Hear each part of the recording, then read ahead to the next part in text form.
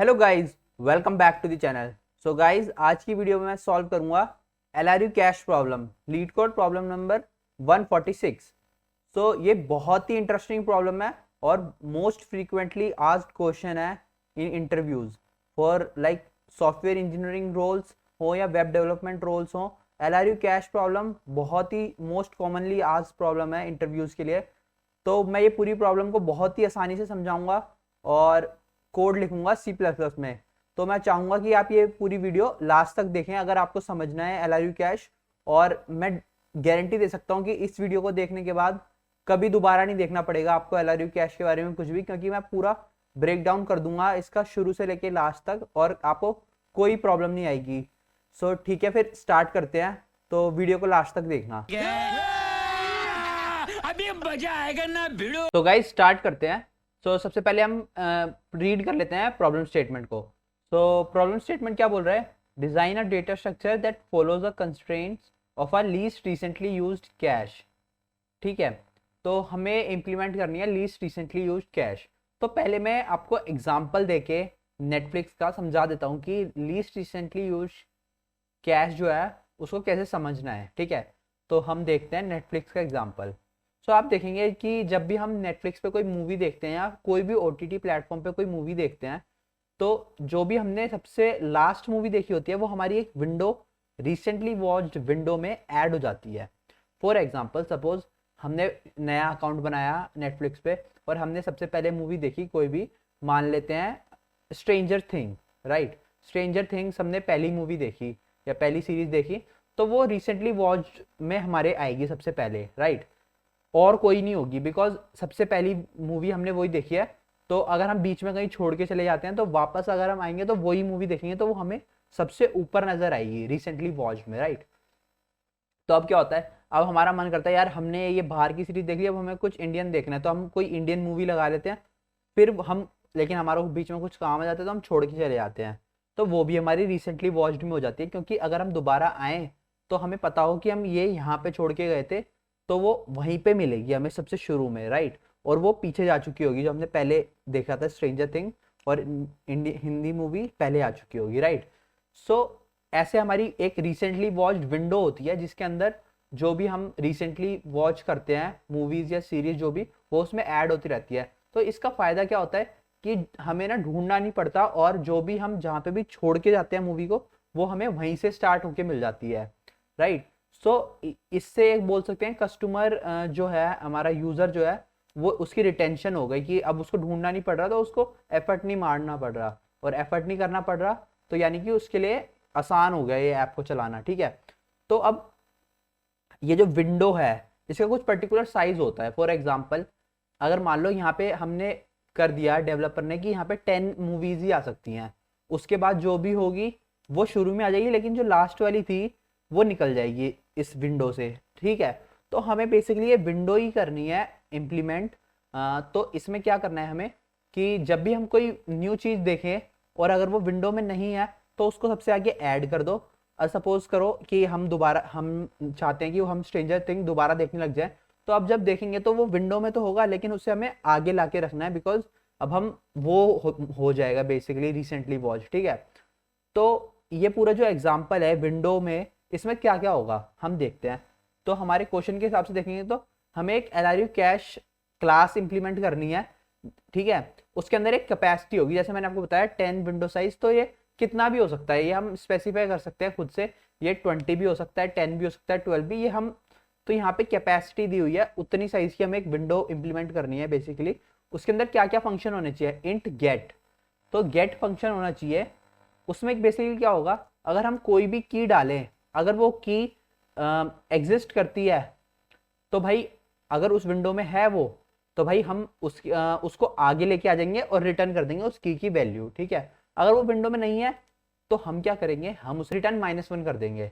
ठीक है, अगर वो उस की वैल्यू की नहीं है वो विंडो में, तो हम वहां पे रिटर्न -1 कर देंगे। तो ये तो हो गया गेट फंक्शन कि अगर की है तो उसको आगे ले आओ और उसकी वैल्यू रिटर्न कर दो, और अगर की नहीं है तो रिटर्न -1 कर दो। ठीक है, अब अगला फंक्शन क्या है? Put function. So put function में हमें दो एट्रीब्यूट दिए होंगे, की और वैल्यू। तो अगर हमें चेक करना होगा कि अगर 3 ऑप्शन हो सकते हैं, क्या तो वो पहले से ही विंडो में हो, अगर पहले से ही विंडो में है तो हमें सिंपली क्या करना है, जहां पे भी पहले से है वहां से डिलीट कर दो और उसको हब से फ्रंट में लाके डाल दो, बिकॉज ये पुट कर रहे हैं तो अब नई मूवी देख रहे हैं एक तरीके से, तो इसको आगे लाके डाल दो। और ये हो गया हमारा पुट फंक्शन का एक केस जब हमारी पहले से थी। अब सपोज हमारे उस विंडो में नहीं है ये मूवी, लेकिन जो हमारी विंडो है वो ऑलरेडी फुल है, तो क्या करना है, तो भाई जो लास्ट वाली मूवी थी उसे निकाल दो और इसको फ्रंट में ऐड कर दो, सिंपल। और क्या हो सकता है तीसरा केस कि विंडो भी फुल नहीं है और ये विंडो में प्रेजेंट भी नहीं है, तो सिंपली इसे फ्रंट में ऐड कर दो। ठीक है, ये तीन केसेस हो गए पुट में। तो ये पूरा है LRU कैश का इम्प्लीमेंटेशन। सो अब इसमें खास बात क्या है, हमें जो गेट और पुट है ना उसकी कॉम्प्लेक्सिटी करनी है कांस्टेंट टाइम। ठीक है, कांस्टेंट टाइम कॉम्प्लेक्सिटी करनी है, तो अब इसके बारे में सोचते हैं कैसे करेंगे। तो गाइज हम इस वीडियो में यूज करेंगे, इस वीडियो में नहीं, हम जनरली क्या करते हैं, हम यूज करते हैं doubly link list and map. Because क्या होता है, मैप हम इसलिए यूज लाएंगे, मैप का यूज करेंगे हम ताकि हम सर्चिंग फास्ट हो जाए कि वो ऑलरेडी विंडो पे प्रेजेंट है या नहीं, ऑलरेडी उस विंडो में कोई चीज प्रेजेंट है या नहीं। सो सर्चिंग को फास्ट करने के लिए हमने करा मैप का इस्तेमाल, और डिलीशन और एडिशन को ऑप्टिमाइज करने के लिए हम करते हैं doubly link list. Because doubly link list जो होता है उसमें एडिशन और रिमूविंग की कॉम्प्लेक्सिटी होती है कांस्टेंट टाइम। ठीक है, तो अब हमने इस प्रॉब्लम के बारे में बहुत समझ लिया है, तो अब हम थोड़ा कोड की तरफ चलेंगे। सो मिलते हैं कोडिंग पार्ट की तरफ। तो गाइस स्टार्ट करते हैं अपना कोडिंग पार्ट। तो सबसे पहले हमें समझना होगा कि अगर हम एक लीस्ट रिसेंटली यूज कैश बना रहे हैं तो सबसे छोटी यूनिट क्या होगी, उसकी एक नोड। बिकॉज एक नोड होगा वो एक हम मूवी की तरह समझ सकते हैं। ठीक है, तो ऐसे ही बहुत सारी मूवीज को जब हम मिला देंगे तो एक विंडो बन जाएगी, जिसे हम बोलेंगे लीस्ट रिसेंटली यूज्ड विंडो, जिसके अंदर हमारे सारे लीस्ट रिसेंटली यूज्ड आइटम्स होंगे। ठीक है, सो सबसे पहले हमें तैयार करना होगा एक छोटा सा नोड का स्ट्रक्चर। अब नोड के स्ट्रक्चर में क्या क्या होगा, बेसिकली एक नोड होगा जो भी, उसमें एक की वैल्यू पेयर होगा। बिकॉज हम मैप का यूज करेंगे, मैंने आपको पहले बताया था, ताकि सर्चिंग फास्ट हो पाए, तो उस मैप के लिए हमें एक की वैल्यू पेयर रखना होगा। ठीक है, अब मैंने ये भी बोला था कि डबली लिंक लिस्ट का यूज करेंगे ताकि एडिशन और रिमूवल आसान हो पाए, यानी कि ऑप्टिमाइज्ड वे में हो पाए, कांस्टेंट टाइम कॉम्प्लेक्सिटी में हो पाए। तो उसके लिए हमें एक नेक्स्ट पॉइंटर और एक प्रीवियस पॉइंटर का भी इस्तेमाल करना होगा। तो जब हम एक ये नोड स्ट्रक्चर बनाते हैं, ठीक है, तो नोड स्ट्रक्चर क्या होगा बेसिकली हम देख लेते हैं। तो बेसिकली अभी हम बस इतने पार्ट पे फोकस करते हैं। तो यहाँ पे मैंने बनाया है एक क्लास नोड टाइप की, जिसके अंदर पब्लिक वेरिएबल्स हैं। तो पहला है हमारा इंट टाइप का की वेरिएबल। ठीक है, तो ये हमारी की कंटेन करेगा, और सिमिलरली एक वैल टाइप का वैल्यू है, जिसका मतलब इंट टाइप का वो बनाया हमने, और दो पॉइंटर्स बनाए हैं जो नेक्स्ट को पॉइंट करेंगे और प्रीवियस को। सो बेसिकली ये पॉइंटर क्यों बनाया है, ताकि हम डबली लिंक लिस्ट पे आइटरेट कर पाए या रिमूवल और डिलीशन कर पाए, डिलीशन या एडिशन कर पाए। ठीक है, तो मैंने एक कंस्ट्रक्टर भी बनाया है, इसमें दो पैरामीटर्स पास करें, x जो है की और y जो है वैल्यू, और मैंने यहाँ पे इनिशियलाइज करी है चीजें। ठीक है, अब उसके बाद अब देखो, जो हमारी विंडो बनेगी हमेशा उसके दो एंड पॉइंट्स तो होंगे ही, एक हेड और एक टेल।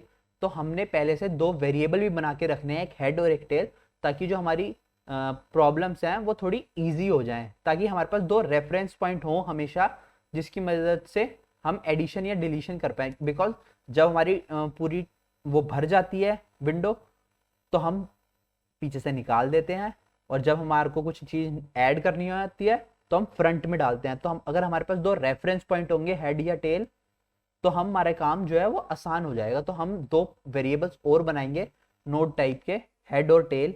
और मैंने यहाँ पे दो वेरिएबल्स और बनाए हैं, एक है इंट कैप। कैप क्या स्टोर करेगा, बेसिकली कैप करेगा द कैपेसिटी ऑफ विंडो जो हमारे को प्रोवाइड की गई होगी प्रॉब्लम में। जहाँ पे हम देखेंगे LRU कैश को जब हम इनिशियलाइज करते हैं तो हमें कैपेसिटी दी होती है, तो हम उस कैप को उस कैपेसिटी से इनिशियलाइज कर देंगे। और एक हमने रखा है count variable. So count variable क्या करेगा, काउंट वेरिएबल रखेगा कि अभी कितने नोड हैं करंटली विंडो में। ठीक है, तो ये चार वेरिएबल हो गए। और एक हमने ऑब्वियसली एक मैप बनाया है, अंडर अनऑर्डर्ड मैप बनाया है, ताकि जो हमारी सर्चिंग है वो हमारी कांस्टेंट टाइम हो पाए, ठीक है। तो मैप किस टाइप का है, int comma not star, because यहाँ पे हम की स्टोर करेंगे इंट पे और उस पे पॉइंटर रखेंगे उस नोड का, कि उस नोड का हम स्टोर कर पाए, बिकॉज हम सर्च करेंगे तो हम सीधा उस नोड पे जा सकते हैं, तो डिलीशन और एडिशन आसानी से हो पाए, ठीक है, सर्चिंग फास्ट हो जाएगी। तो हमने ये 4 वेरिएबल्स बना लिए, ठीक है। अब हमें जो गिवन था प्रॉब्लम में वो हमें ये गिवन थे 3, हम ये देख लेते हैं 3 फंक्शन गिवन थे बेसिकली। इंट, एक तो LRU कैश को इनिशियलाइज करने के लिए दिया हुआ था LRU कैश, और एक इंट गेट वॉइड पुट, ठीक है। तो हम सबसे पहले समझते हैं कि LRU कैश को इनिशियलाइज कैसे करेंगे। तो गाइज ये बहुत ही सिंपल है।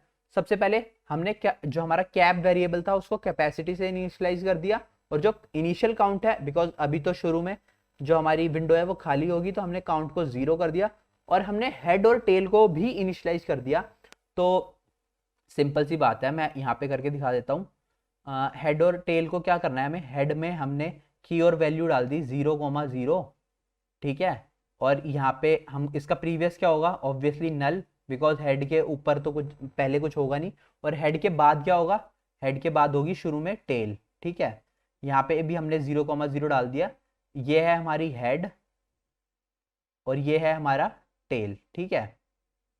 और टेल का प्रीवियस क्या होगा, हेड, और टेल का नेक्स्ट नल। तो बस ये सिंपल सी इनिशियलाइजेशन है जो हमें LRU कैश को इनिशियलाइज करते हुए करनी है। तो हम वही करते हैं कि हेड बनाया हमने न्यू नोड 0,0 से, सिमिलरली टेल बनाया न्यू नोड 0,0 से, और हमने हेड का नेक्स्ट क्या कर दिया, टेल, और हेड का प्रीवियस क्या है, नल, और टेल का प्रीवियस हेड, और टेल का नेक्स्ट नल। तो ये बेसिक था। तो ये यहाँ से हमारे पास, अब हमारे पास अपनी डबली लिंक लिस्ट और मैप क्रिएट हो चुके हैं जो अभी बिल्कुल खाली हैं, और डबली लिंक लिस्ट में हमारे पास एक हेड और एक टेल है, उनके बीच में कुछ नहीं है, वो आपस में जुड़े हुए हैं, ठीक है। अब यूजुअली क्या होगा, गेट फंक्शन हम पहले नहीं करेंगे, पहले हम पुट फंक्शन इंप्लीमेंट करते हैं, ठीक है। तो सबसे पहले अभी हमारी कुछ भी नहीं है, तो हम पुट फंक्शन देखते हैं। तो देखो गाइस क्या हो सकता है, 3 केस मैंने आपके साथ डिस्कस करे थे कि सपोज पुट करने जा रहे हैं और हमने सर्च करते हैं, अगर जो भी हमारे को की वैल्यू पेयर मिली है उस की के लिए हम मैप में सर्च करते हैं वो की, और अगर वो हमें सपोज मिल जाती है, वो है ये वाली line, m.find not equals to m.end। इसका मतलब होता है कि इसका मतलब होता है कि वो जो की है वो हमें मैप में मिल गई है। अगर वो मैप में मिल गई है तो हमें सिंपली क्या करना है, सपोज अगर हमारे पास कोई विंडो पहले से डबली लिंक लिस्ट तैयार है, मैं देख लेता हूँ, जैसे 1 2 3 4, ठीक है, ये हमारी थी, इसमें प्रीवियस नेक्स्ट आप देख सकते हैं ऐसे ऐसे होंगे, और यहाँ पे हेड और एक टेल होगा लास्ट में, ठीक है। तो अब हमने पुट फंक्शन देखना है, तो हमें वो मिल चुकी है, वो की ऑलरेडी प्रेजेंट है। फॉर एग्जाम्पल सपोज हम चाहते थे कि हमें देखना है, हम फिर हेरा फेरी देखना चाहते हैं, फिर हेरा फेरी, और वो हमें मैप में मिल गई कि हमने पहले भी देख रखी है वो, यानी कि बीच में छोड़ दी थी कहीं, ठीक है। तो हमें क्या करना है भाई, उसको इरेज कर दो, वहां से हटा दो, रिमूव कर दो, और उसको फ्रंट में डाल दो, बस यही तो करना है हमें, क्योंकि हमें पुट करना था, ठीक है। अब देखो हम क्या करेंगे, हम एक इरेज कर देंगे उस, ये m की से हमें क्या मिलेगा, जो मैप में की है उसके कोरस्पॉन्डिंग एक नोड होगा। तो हमने सिंपली एक इरेज फंक्शन बनाया जिसमें हमने एक वो नोड पास करा ताकि वो वहां से रिमूव हो जाए, ठीक है। अब मैं रिमूव फंक्शन देखो कितना आसान होगा, रिमूव फंक्शन बहुत आसान है। सपोज मैं एग्जांपल देता हूँ, सपोज हमारे पास कोई भी डबली लिंक लिस्ट में नोड ऐसे होते हैं, एक नोड इसे बोलते हैं 1 2 और 3, ठीक है। सपोज जब भी हमें कोई रिमूव करना होगा, हमारे पास आगे पीछे उसके नोड जरूर होंगे, बिकॉज हमारे पास हेड और टेल तो है ही, ठीक है। सपोज अब हमें 2 रिमूव करना है, तो इसको रिमूव करना कितना आसान है, जो इसका प्रीवियस है उसका नेक्स्ट बना दो ये, ठीक है, और जो इसका इसका प्रीवियस है वो बना दो ये, ठीक है। और इसको डिलीट कर दो, ठीक है। तो अब ये हो गया हमारा सिंपल रिमूव। तो ये बस 4 लाइन का कोड है, मैं आपको दिखा देता हूँ, ठीक है। इरेज कैसे करना है, इरेज का क्या करना है, हम पॉइंटर पास करेंगे एक, हम अभी ये वाला डिस्कस कर रहे हैं इरेज फंक्शन। तो इसमें हमने एक पॉइंटर पास करा, उस पॉइंटर का हम प्रीवियस स्टोर कर लेंगे और नेक्स्ट स्टोर कर लेंगे। सो ये पॉइंटर था, तो इसका प्रीवियस स्टोर कर लिया और नेक्स्ट स्टोर कर लिया, और क्या कर देंगे हम इसको डिलीट कर देंगे इस करंट पॉइंटर को, और प्रीवियस का नेक्स्ट, यानी कि प्रीवियस का नेक्स्ट हो गया हमारा, जो हमारा इसका नेक्स्ट था जो हमने स्टोर करके रखा था नेक्स्ट में, और नेक्स्ट का प्रीवियस क्या है, जो प्रीवियस था हमने यहाँ उसका प्रीवियस स्टोर किया था। ठीक है, तो सिंपल सा मैं इरेज फंक्शन के बारे में एक और बात बोल देता हूँ कि 3 नोड हैं, इस वाले को रिमूव करना है, इसका नेक्स्ट अभी ये है, इसका नेक्स्ट बना दो ये, इसका प्रीवियस अभी ये है, इसका प्रीवियस बना दो ये, तो ये सिंपली हमारा जो बीच वाला नोड है वो रिमूव हो जाएगा। सो ये कांस्टेंट टाइम डिलीट ऑपरेशन हो गया या फिर इरेज ऑपरेशन हो गया। ठीक है, अब आगे चलते हैं। अगर हमारे पास वो की पहले से प्रेजेंट थी पुट फंक्शन में, तो हमने वो इरेज कर दिया, और अब हमने क्या करना है, इरेज कर दिया। ठीक है, अब हमें करना है ऐड, अब हमें वो फ्रंट में लानी है फिर हेरा फेरी। ठीक है, तो हमने एक इंप्लीमेंट किया ऐड फंक्शन। अब देखो ऐड फंक्शन बहुत ही ज़्यादा आसान है, उसमें हमने क्या करना है, ऐड फंक्शन को डिस्कस कर लेते हैं। ऐड फंक्शन में क्या होगा, सपोज हमारे पास हेड तो हमेशा होगा ही, क्योंकि हेड और टेल तो हमने रखी है, तो सिंपली हमें हेड है ये, और इसका नेक्स्ट ये था, और इसका प्रीवियस ये था, तो हमें सिंपली एक न्यू नोड बनाना है, और जो हमारी हेड थी उसका नेक्स्ट बना देना है ये, और जो इस नोड का प्रीवियस है वो बना देना है ये, और इसका नेक्स्ट जो है वो हमारा हो जाएगा इस हेड का नेक्स्ट, राइट, और इसका प्रीवियस हो जाएगा ये, तो ये हमारा फ्रंट में ऐड हो जाएगा। तो इसका कोड भी देख लेते हैं। हमने एक न्यू नोड बनाया जिसमें की और वैल्यू डाल दी जो हमें आई होगी हमें ऐड फंक्शन में, और हमने जो नेक्स्ट है हेड का नेक्स्ट वो हमने स्टोर करके रख लिया नेक्स्ट में। जो अब हमारा न्यू नोड है उसका नेक्स्ट क्या होगा, ऑब्वियसली जो हेड का नेक्स्ट था प्रीवियस, तो हमने वहाँ पे ये बना दिया। ठीक है, और न्यू नोड का प्रीवियस क्या हो जाएगा, हेड, ऑब्वियसली जो भी हमने समझा, और नेक्स्ट का प्रीवियस यानी कि जो हमारा नेक्स्ट था उसका प्रीवियस न्यू नोड, और हेड जो हमारा हेड है उसका नेक्स्ट न्यू नोड, तो और रिटर्न कर दिया हमने न्यू नोड। तो अगर मैं सिंपल भाषा में बोलूँ तो भाई हमारे पास सिंपली 2 थे, एक हेड, ये हमारा हेड है, ठीक है, इसे बोल देते हैं एच, और ये हमारा फर्स्ट नोड है। ठीक है, इनके बीच में ऐसे कनेक्शन बने हुए हैं। ठीक है, अब हमें ऐड एट फ्रंट करना होता है, हमेशा ऐड जब भी करेंगे LRU कैश में विंडो में तो फ्रंट में ऐड करेंगे। तो कैसे करेंगे, एक न्यू नोड बनाया, ठीक है, जो हेड का नेक्स्ट है ये काट के इसे यहाँ जोड़ दो, इसका जो प्रीवियस है उसको यहाँ से काट के यहाँ जोड़ दो, इसका प्रीवियस ये बना दो, और इसका नेक्स्ट ये बना दो, सिंपल हमारी एडिशन हो गई। तो यही मैंने यहाँ पे लिखा है। ठीक है, ये बहुत ही सिंपल कोड है, ऑब्वियसली आपको समझ में आ गया होगा। ठीक है, अब ये हमारे बहुत इंपॉर्टेंट फंक्शंस थे ऐड और इरेज, बिकॉज ये कांस्टेंट टाइम ऑपरेशन है, और ये क्यों हो पा रहे हैं कांस्टेंट टाइम में, बिकॉज हम डबली लिंक लिस्ट का यूज कर रहे हैं। ठीक है, तो होपफुली इरेज और ऐड फंक्शन आपको समझ में आ गए होंगे, बिकॉज अगर आपको ये फंक्शन समझ में आ गए दोनों तो इस प्रॉब्लम में कुछ है ही नहीं, बहुत ही आसान प्रॉब्लम है। ठीक है, अब आगे चलते हैं।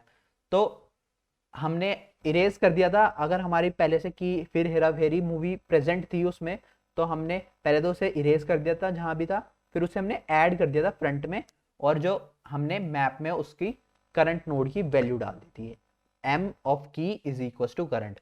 तो बस हमारा काम पूरा हो गया था। अब दूसरा केस क्या होता है पुट में, कि भाई नहीं मिला, मैप में ऑलरेडी फिर हेरा फेरी प्रेजेंट नहीं है। ठीक है, तो अब क्या हो सकता है, विंडोज का साइज था 10 और 10 मूवीज ऑलरेडी प्रेजेंट है, तो आगे तो डालनी है फिर हेरा फेरी, लेकिन पीछे से एक निकाल भी देना है क्योंकि कैपेसिटी फुल है। तो अगर कैपेसिटी काउंट जो है हमारा करंट वो कैपेसिटी के जितना हो चुका है, तो भाई जो हमारी जो लास्ट है ना उस पर बेसिकली बस इरेज फंक्शन कॉल कर दो।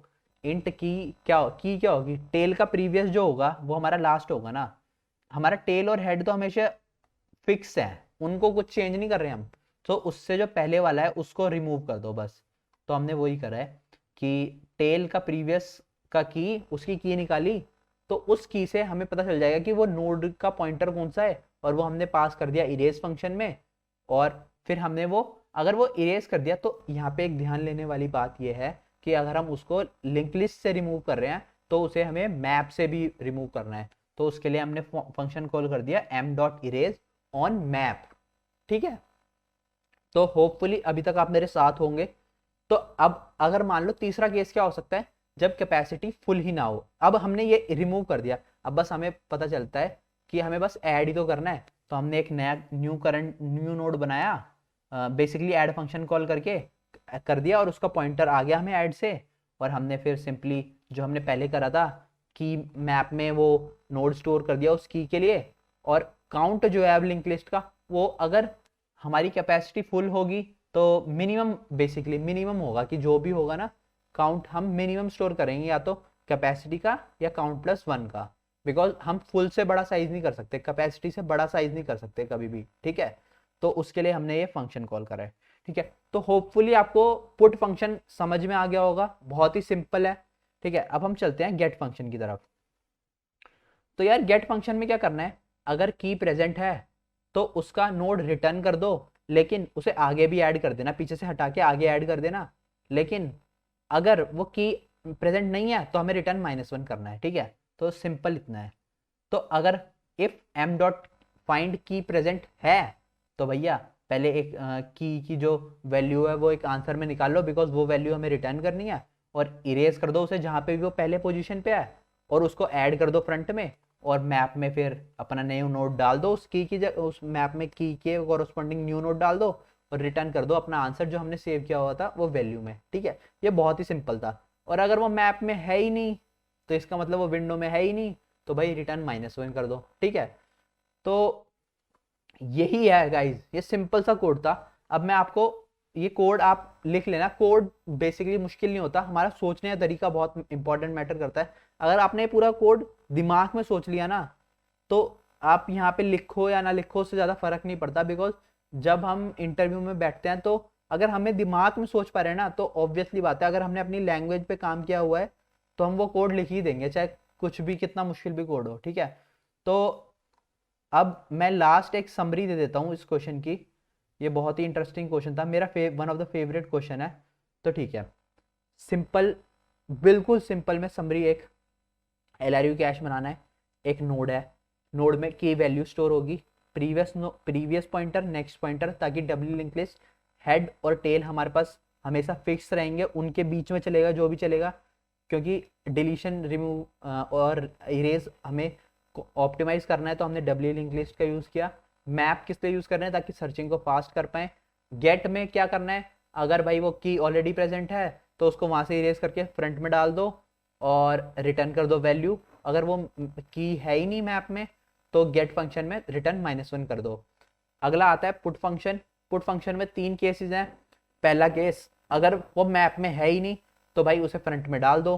दूसरा केस, मैप में है लेकिन कैपेसिटी फुल है तो पीछे से एक निकाल दो और उसको फ्रंट में डाल दो। तीसरा केस, मैप में है लेकिन कैपेसिटी भी फुल नहीं है तो उसको जहाँ भी है वो उससे वहाँ रिमूव कर दो, फ्रंट में डाल दो। तो ये गाइज बहुत ही सिंपल था।